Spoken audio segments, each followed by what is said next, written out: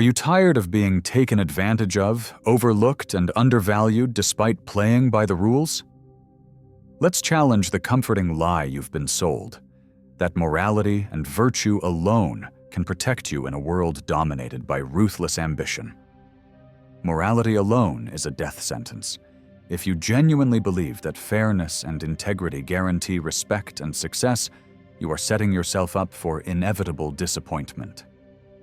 Ask yourself honestly, when was the last time you saw a saint command an empire?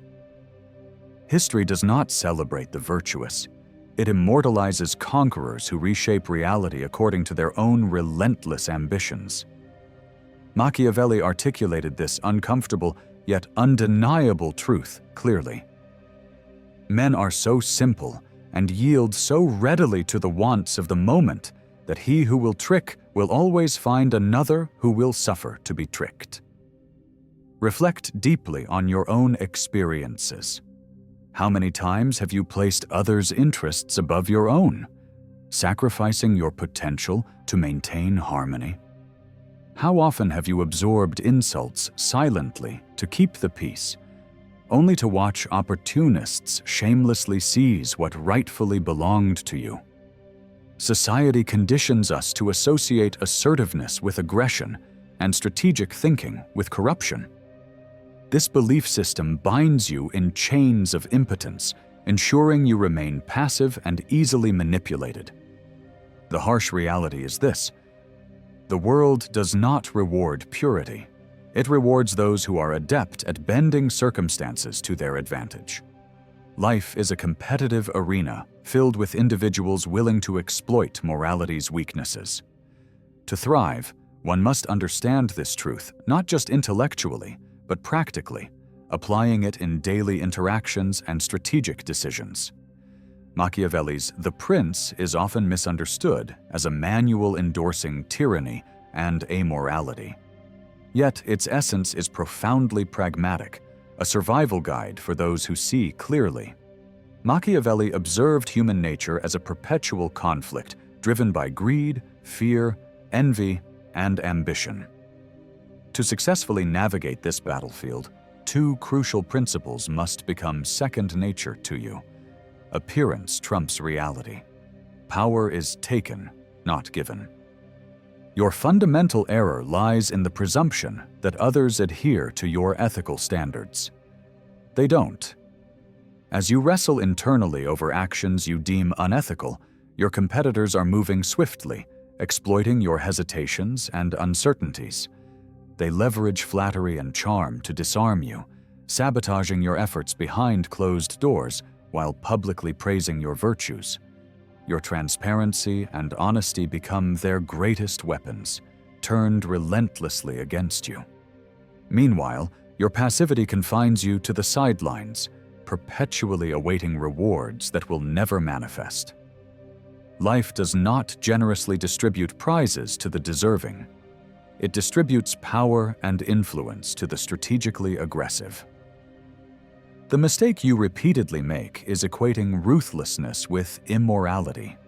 But Machiavelli taught that ruthlessness, when applied with careful deliberation and timing, is the essence of effective leadership and survival. Consider the influential figures of history and contemporary success. Their triumphs often rest not on moral purity, but on calculated, deliberate, and occasionally ruthless decisions. They understood clearly that to achieve greatness, one must act decisively and sometimes ruthlessly, fully aware that hesitation equates to vulnerability.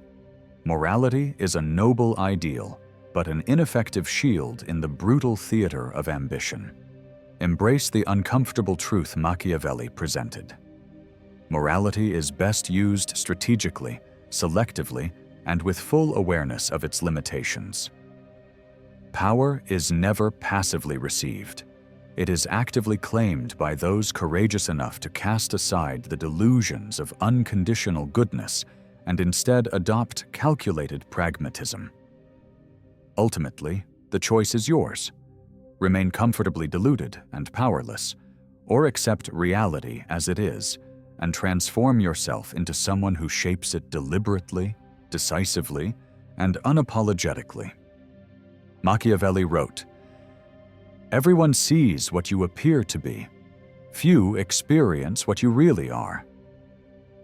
This is the foundation of all influence. You are not a person, you are a symbol. Your value lies in what others project onto you. A king without a crown is a beggar. A beggar with a crown is a king. Perception is the ultimate currency. Consider the CEO who radiates unshakable confidence despite internal chaos. The politician who spins defeat into triumph. The colleague who claims credit for your work. These are not villains, they are strategists. They know the game. Control the narrative or be controlled by it. Reflect on how often you've inadvertently undermined your own influence. How frequently have you disclosed uncertainty, apologized unnecessarily, or minimized yourself to appease others? Each act of self-diminishment is like ringing a bell that only predators hear, a clear signal of vulnerability. Machiavelli warned explicitly, "It is better to be feared than loved, because fear establishes authority, whereas love is inconsistent, unreliable, and easily abandoned." Yet, this is not an argument for cruelty. It is a call for calculated pragmatism. To safeguard your ambitions, you must meticulously craft an image that commands respect and authority. Exhibit unwavering confidence, mask your insecurities with calculated composure, and replace apologies with decisive action. The moment you reveal flexibility or indecision, you become a target, disposable in the eyes of those who hunger for power. The most successful people understand that reality is malleable. They shape perceptions strategically. They deliberately cultivate their image, controlling every interaction to reinforce their narrative. By consciously managing the perception of strength, confidence, and authority, they ensure their position remains unchallenged. Ultimately, the theater of power requires deliberate practice. Cultivate an unwavering public persona, rehearse resilience, and let your appearance command respect. Because once you master perception, you master power itself. You've been taught that ruthlessness is a flaw, a sign of moral failure or cruelty. Yet Machiavelli viewed it differently, as a fundamental necessity in the pursuit of power and survival.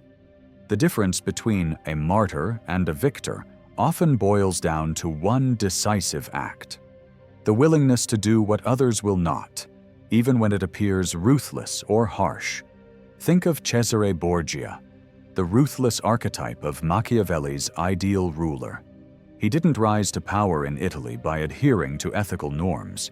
He did it through calculated alliances, betrayal, and carefully staged spectacles. When rebellion threatened his rule, Borgia didn't compromise or negotiate. Instead, he executed his enemies publicly, displaying their corpses as a stern warning to others. Was it brutal? Absolutely. But was it effective? Unquestionably. Borgia's legacy remains a powerful lesson. Ruthlessness, when applied correctly, secures not only authority but long-term stability. This leads to a fundamental paradox of power. To preserve order, you must sometimes orchestrate chaos. Imagine a surgeon faced with a patient whose limb is infected beyond recovery. The act of amputation is violent and cruel to the untrained eye, but in truth, it is a life-saving decision. Similarly, when dealing with toxic relationships or manipulative rivals, decisive severance, though seemingly ruthless, becomes necessary for long-term preservation. Your hesitation is your downfall. How many times have you hesitated to make a tough decision out of fear of seeming cruel? While you agonize over being perceived as unfair, your competitors have already made their moves. They lobby for promotions without guilt, negotiate with brutal efficiency, and eliminate obstacles without a second thought. By the time you muster the courage to voice your concerns or take action, the opportunity has passed, and someone else has claimed the victory.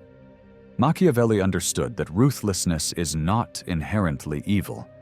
It is a calculated response to a hostile environment. He argued that sometimes, to safeguard your own position, you must engage in strategies that others may deem heartless.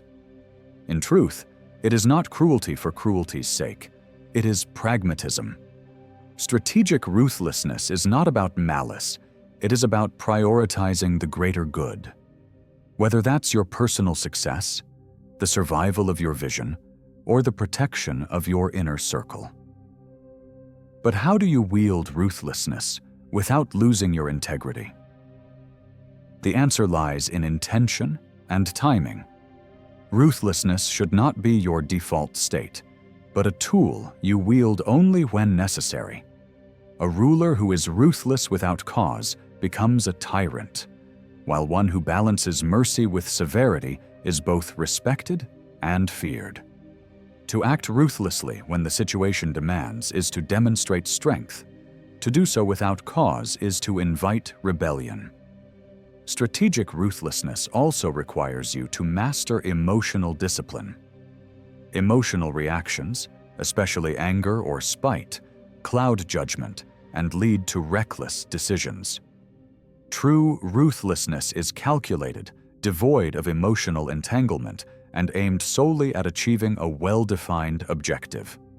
By maintaining emotional control, you ensure that your actions, however severe, serve a rational purpose rather than a fleeting feeling. Remember that the goal of strategic ruthlessness is not to instill fear for its own sake, but to assert your position with unyielding clarity. People respect those who make tough decisions without flinching. A leader who shows hesitation or uncertainty loses credibility, while one who acts decisively, even ruthlessly, earns respect. Reflect on your own life. Where have you hesitated to enforce boundaries or take decisive action because you feared appearing ruthless? How many opportunities have slipped by because you worried too much about others' opinions? It is not about abandoning kindness. It is about understanding that kindness without strength is seen as weakness. Ultimately, strategic ruthlessness is about choosing power over passivity, strength over softness, and decisiveness over doubt.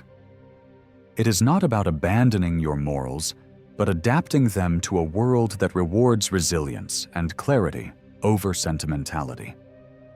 Be prepared to act with conviction when the moment calls for it, and you will find that ruthlessness, when applied wisely, becomes a cornerstone of enduring success. Naive minds believe transparency is a virtue. Machiavelli knew it was a liability. Information is the ultimate weapon.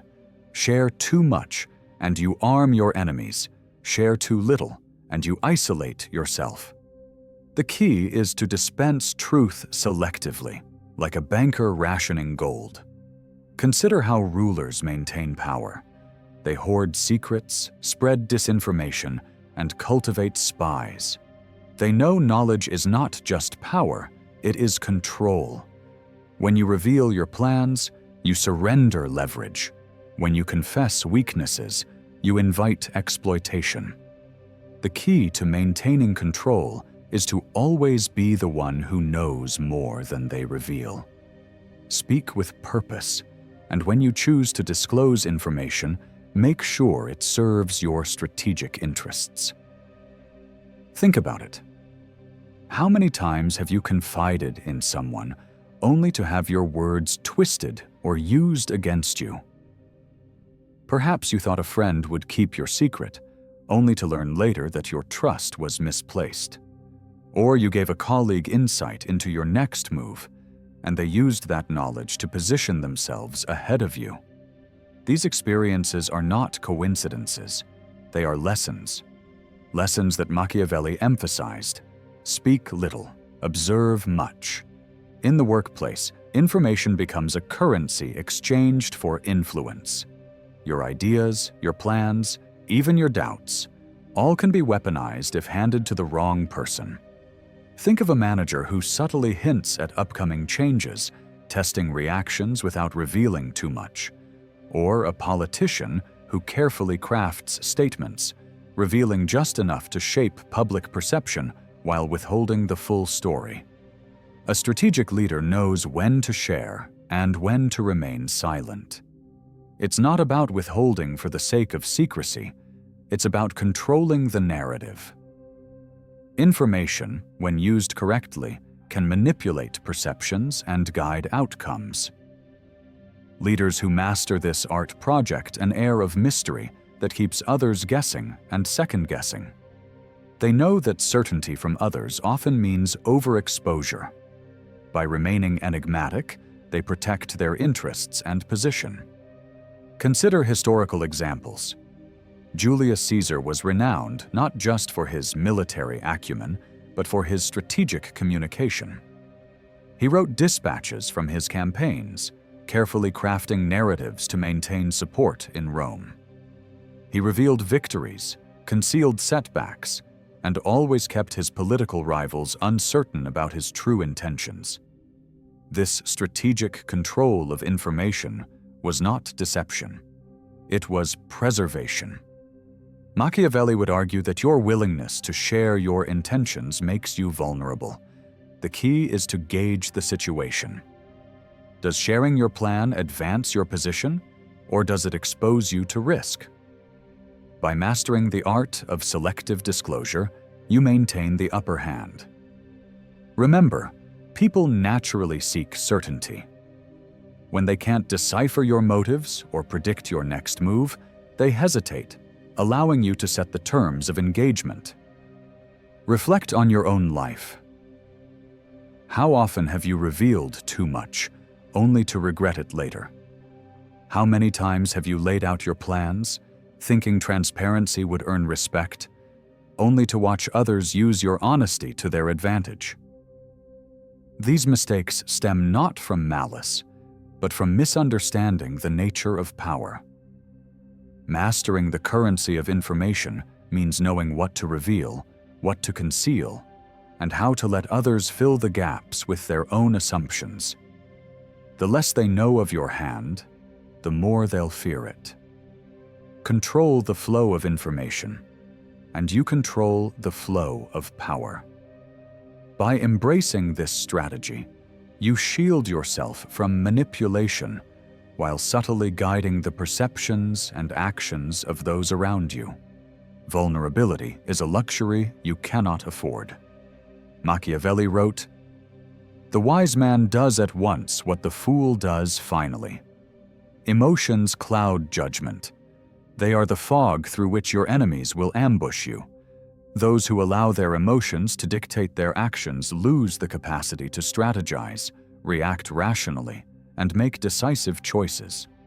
The disciplined mind, however, remains composed, calculating each move even in the face of provocation. Recall the leader who loses their temper in a negotiation, conceding ground to appease their ego. The employee who confesses insecurities to a manipulative manager, thereby handing over leverage. The partner who begs for love, pushing their lover further away with displays of neediness. These are not just lapses in judgment, they are strategic catastrophes. Each emotional reaction is a weapon placed in the hands of those who know how to use it. Mastery lies in detachment. When others panic, you calculate. When they beg, you wait. When they threaten, you smile. This is not sociopathy. It is sovereignty. By ruling your emotions, you deny others the power to rule you. The key to this mastery is recognizing that your emotions are not inherently bad, but allowing them to govern your responses is where weakness seeps in. The disciplined mind practices restraint, especially when provoked. Consider the ancient Stoics, who believed that the only true control a person has is over their own reactions. To them, external events were beyond influence, but the internal response was a matter of personal sovereignty. Seneca warned against the destructive nature of uncontrolled anger, calling it a temporary madness that blinds reason. Think of a commander on the battlefield. Panic among soldiers can lead to a crushing defeat, but a commander who remains composed, who gives orders without the tremor of fear in his voice, inspires confidence and steadiness. This principle applies not just in war, but in all arenas of life: leadership, relationships, career challenges. The unspoken rule of power is that the calmest person in the room often holds the most influence. People often mistake calmness for indifference or lack of passion. In truth, it is a strategic decision.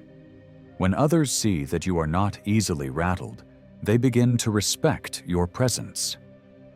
The ability to remain unflappable under pressure signals that you are in control, not just of the situation, but of yourself.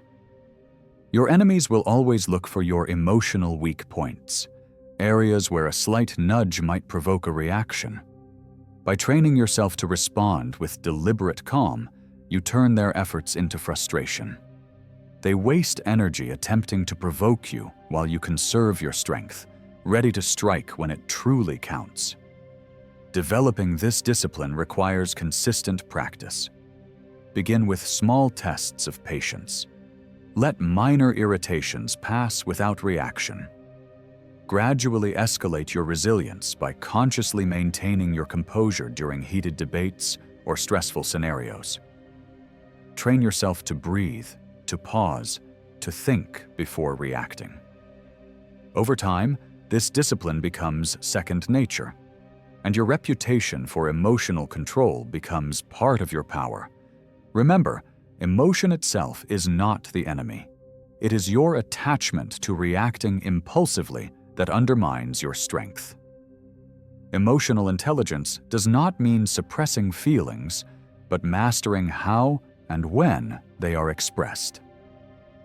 Cultivate this inner fortress, and you will find that the power others once had over you dissipates.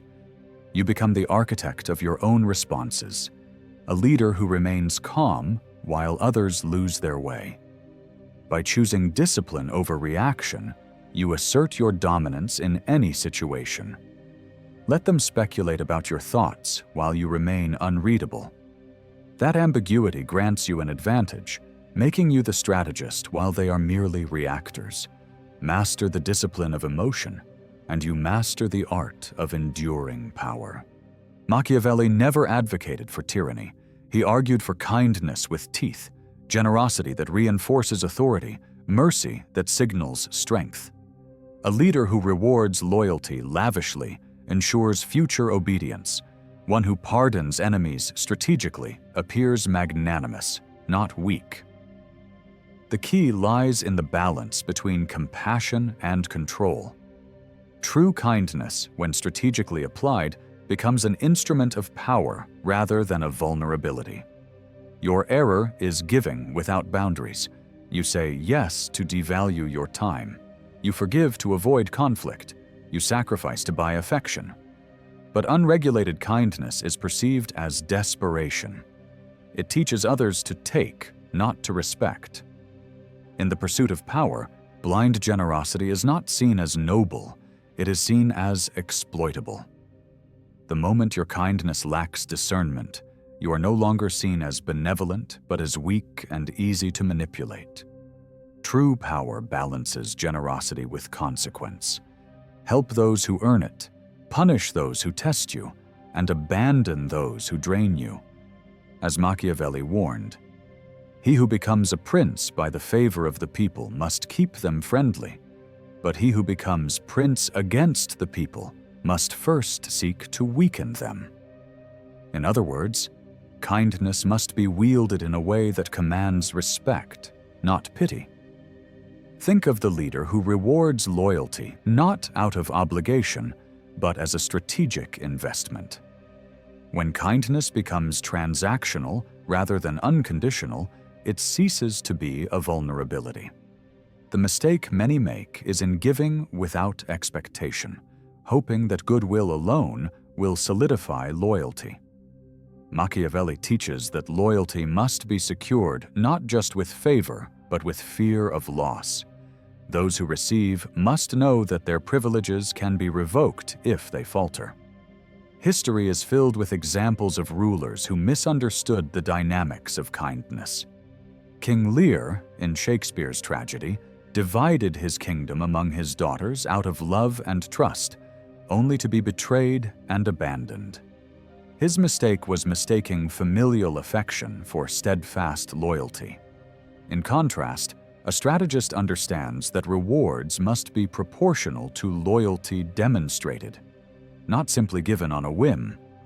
The concept of kindness with teeth also extends to managing rivals. Offering a hand to an opponent can either establish dominance or signal weakness. The key is to extend generosity only when it reinforces your authority. To show mercy when it would otherwise destabilize your power is not virtuous, it is naive. Kindness must always serve a purpose. Whether in professional settings, relationships, or leadership, the message should be clear. Generosity comes with expectations. If your kindness is consistently met with ingratitude or exploitation, it is no longer kindness. It is complicity. The strategically kind person is not cruel, but cautious, ensuring that every favor strengthens their position rather than diminishing it. To maintain respect, your benevolence must never feel like a surrender. Maintain the upper hand by controlling how and when you offer kindness. Be generous, but do so from a position of strength. The wise ruler knows that sometimes withholding a favor is more powerful than granting it. It instills a sense of value and reinforces the reality that kindness is not a given. It must be merited. Ultimately, the paradox of kindness is that it can either elevate or destroy you. Use it thoughtfully, and it becomes a means of consolidating power and loyalty. Use it recklessly, and it signals your downfall. Be kind, but always be formidable. The world is not evil, it is indifferent. It does not conspire against you, it simply doesn't care. To survive, you must abandon the fairy tale of cosmic justice. Fortune favors not the good, but the prepared. Machiavelli's genius was his rejection of delusion. He did not judge human nature, he exploited it. His lessons are not a call to villainy, but a blueprint for agency. Let the idealists weep over how things should be. The strategist deals in what is. 1. Adapt or be erased. The universe rewards neither morality nor malice. It rewards flexibility. The prince who clings to dogma dies clutching his principles. The merchant who refuses to negotiate starves on his fair price. Survival belongs to those who reshape themselves to the chaos of the moment. Machiavelli wrote, "The wise man does at once what the fool does finally. When the winds shift, the fool debates ethics. The prince adjusts his sails." Consider the Borgias. They switched alliances, betrayed kin, and reinvented their loyalties to match the tides of power. Were they hated? Yes. Were they erased? No. Your enemy is not evil. It is stagnation. The colleague who outmaneuvers you, the rival who undermines your projects, the friend who drains your resources, they thrive because they evolve. You stagnate because you fear losing the approval of ghosts, dead philosophers, outdated morals, societal myths. Break the cycle. Adapt today.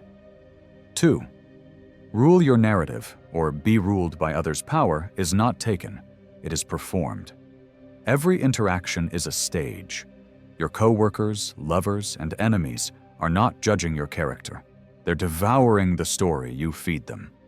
Machiavelli's prince wears masks, a lion in public, a fox in private, a saint when forgiveness profits him. The moment you let others define you, you surrender your throne. The timid employee branded unassertive stays buried in mediocrity. The leader perceived as indecisive watches rivals cannibalize their authority. You think honesty will save you? No. Honesty is a tactic. Reveal it only when it disarms your opponents. Craft your legend. Name your narrative first. Are you the unshakable leader? The indispensable ally? The unpredictable wild card? Declare it before others label you. Burn inconvenient truths. Did you fail? Reframe it as a strategic retreat. Were you outsmarted? Call it gathering intelligence. The past is clay. Mold it. Silence doubt with spectacle. When questioned, dazzle. Host the meeting. Control the agenda. Speak last. Perception is a war of distractions. Win it. 3. Reward loyalty. Annihilate threats. Machiavelli's most brutal truth: kindness unearned is power squandered. The prince who rewards blindly teaches his court to expect, not earn. The leader who hesitates to punish invites mutiny. Reward loyalty, but make it costly. Gifts given freely are forgotten. Gifts earned through blood bind souls to you. Promote the subordinate who fought for your vision. Lavish praise on the ally who risked their reputation. But demand escalating proof of devotion. Loyalty untested is loyalty imagined. Annihilate threats preemptively. The wolf does not debate the morality of eating the lamb. It acts. Identify enemies early: the friend who jokes about your flaws, the rival who innocently sidelines your ideas, the partner who gaslights your ambitions. Strike before they organize. Exile them from your circle. Destroy their credibility. Offer no explanation. Weakness lingers in justification. Machiavelli warned, "The promise given was a necessity of the past. The word broken is a necessity of the present." Your survival depends on this calculus. The world forgets your promises, but remembers your power. The choice. You stand at the precipice. Climb by abandoning the delusion that goodness is armor. Rule by becoming the author of your fate, not its victim. Conquer by treating morality as a weapon, not a chain. The throne of power is empty. Will you kneel before it, praying for fairness? Or will you seize it, sculpting reality to your will? The clock ticks. Fortune favors the ruthless. Leave audaces fortuna juvat. Fortune favors the bold, below if you're ready to abandon delusion. The throne is empty. Will you seize it or kneel?